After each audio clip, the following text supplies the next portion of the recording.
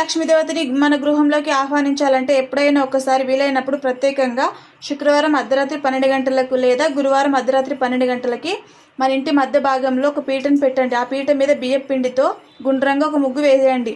ఆ ముగ్గు మధ్యలో కుంకుమతో శ్రీం అనే అక్షరాన్ని రాయండి. ఆ పీట ముందు 11 మట్టి ప్రమిదలతో ఇట్లా దీపాలు ఇలా వెలిగించండి.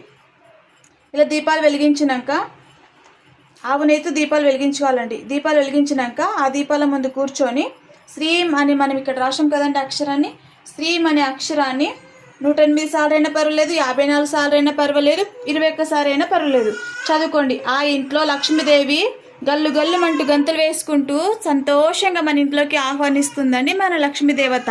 మనం ఇలా చేసి చూస్తే మనకు తప్పకుండా ఫలితం ఉంటుంది. మీరు ఒకసారి ఇలా ట్రై చేసి చూడండి. ఇట్లా బియ్యం పిండితోని ఫస్ట్ గుండ్రంగా ఒక ముగ్గు వేసుకొని తర్వాత కుంకుమతోని శ్రీమని రాసుకొని తర్వాత ఇట్లా 11 మట్టి ప్రమిదలతోని ఇట్లా దీపాలు వెలిగించుకొని, నాకు బాబు ఉండే ఎక్కువ సహకరించారు కాబట్టి ముందే వెలిగించుకున్నాను, మీకు చూపిస్తున్నాను. హాయ్ అండి, బాయ్.